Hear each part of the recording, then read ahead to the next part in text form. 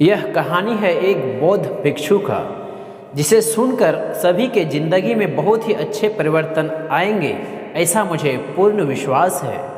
एक बौद्ध भिक्षु भोजन बनाने के लिए जंगल में लकड़ियां चुन रहा था। लकड़ी चुनने के क्रम में उसने कुछ अजीब देखा। उसने देखा बिना पैर के लोमड़ी को। देखते ही देखते मन में सोचने लगा, कितनी अजीब है इसकी हालात, फिर भी ये जिंदा कैसे है और ऊपर से यह बिल्कुल स्वस्थ दिख रहा है। यह सब देखकर उसे आश्चर्य हुआ। भिक्षु अपने ख्यालों में खोया हुआ था। उसी समय अचानक जंगल का राजा शेर उसी के तरफ आ रहा था। भिक्षु शेर को देखकर तेजी से एक ऊंचे पेड़ पर चढ़ गया और वहीं से वह नीचे सब कुछ देखने लगा। शेर ने एक हिरन का शिकार किया और उसे अपने जबड़े में दबाकर लोमड़ी की तरफ बढ़ रहा था, पर उसने लोमड़ी को कुछ नहीं किया, बल्कि लोमड़ी को भी खाने के लिए मांस का कुछ हिस्सा दे दिया। शेर लोमड़ी को मारने के बजाय उसे भोजन दे रहा था।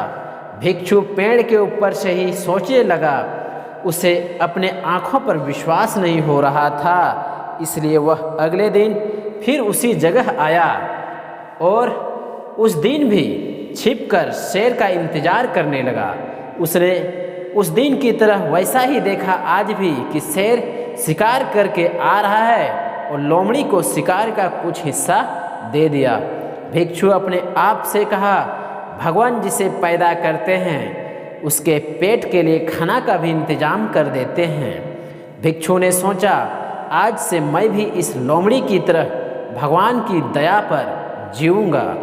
भगवान मेरे भी भोजन की प्रबंध अवश्य करेगा, ऐसा मुझे पूर्ण विश्वास है।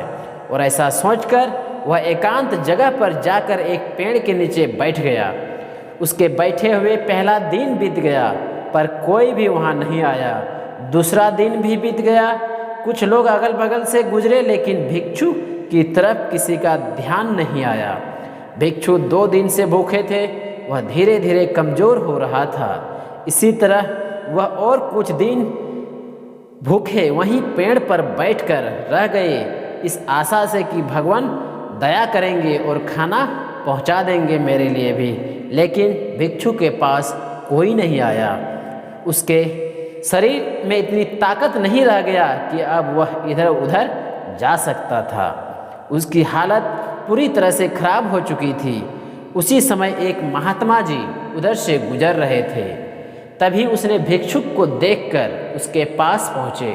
भिक्षुक ने अपनी सारी कहानी महात्मा जी को सुनाई और उसने बोला, महात्मा जी आप ही बताइए कि भगवान इतना दयाहीन कैसे हो सकते हैं?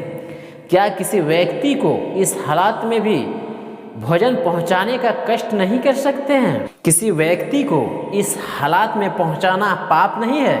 महात्मा जी उसके बातों को सुनकर कहा, पाप बिल्कुल है, लेकिन तुम इतने मूर्ख कैसे हो गए? तुम ये क्यों नहीं समझे कि भगवान तुम्हें उस शेर की तरह बनते देखना चाहते थे, उस लोमड़ी की तरह बनते नहीं।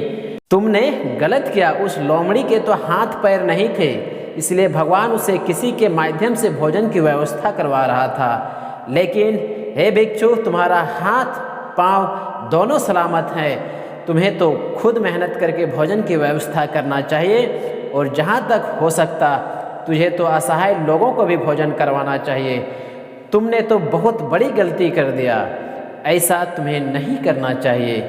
कहने का मतलब है कि भगवान असहाय लोगों के लिए व्यवस्था करवा देते हैं। इसका मतलब यह नहीं कि जो व्यक्ति शारीरिक रूप से स्वस्थ हैं वह भी असहाय की तरह जीवन जिए और भगवान से यह प्रार्थना करें कि मुझे भी असहाय लोगों की तरह भोजन का व्यवस्था करवा दीजिए। यदि यह जानकारी आप लोगों को अच्छा लगा तो इस चैनल को प्लीज़ सब्सक्राइब ज़रूर कर लें, ताकि इस तरह की अच्छी कहानी और जानकारी मिलते रहे।